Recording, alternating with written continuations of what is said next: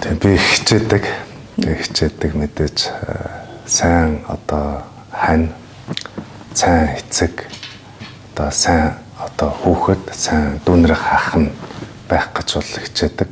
Тэгэхээр гэр бүлдээ бол цаг зав зарцуулах боломж хомс тэгэл гараал гүүгээл нэг мэтгэл цаг хугацаа чинь маш хурдан явж байна.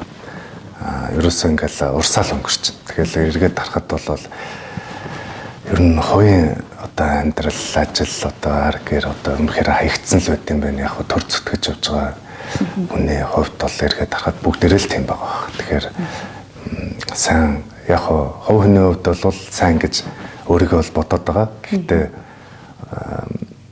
тэгэл одоо гэртээ оройтж чинь хүүхдүүдэд анхаарал тавь. Одоо аваа энийг хиймээр хамт одоо цэцэрлэг кино үзээч гэдэг юм уу те гарыг тэр болгонд нь дандаа үгүй гэдэг юм хариултууд ингээ хэлээ явуудахаар эргээд би бас тийм байж чадахгүй ч байгаа юм шиг. Тэгэхээр хичээж л эргээд би ингээд ажилдаа ингээд явж байхад бол амар тайван байдаг. Сайн хантай учраас тэгэхээр би бол азтай хүн л гэж бодож чинь. Тэгэхээр залуучууд бол хариуцлагатай байх хэрэгтэй нийгэмд өөрсдөө. Сонголтоо одоо тэрийг хариуцлагатай зөв нэгэнт л хийсэн бол амьдралдаа хариуцлагатай байх хэрэгтэй л гэж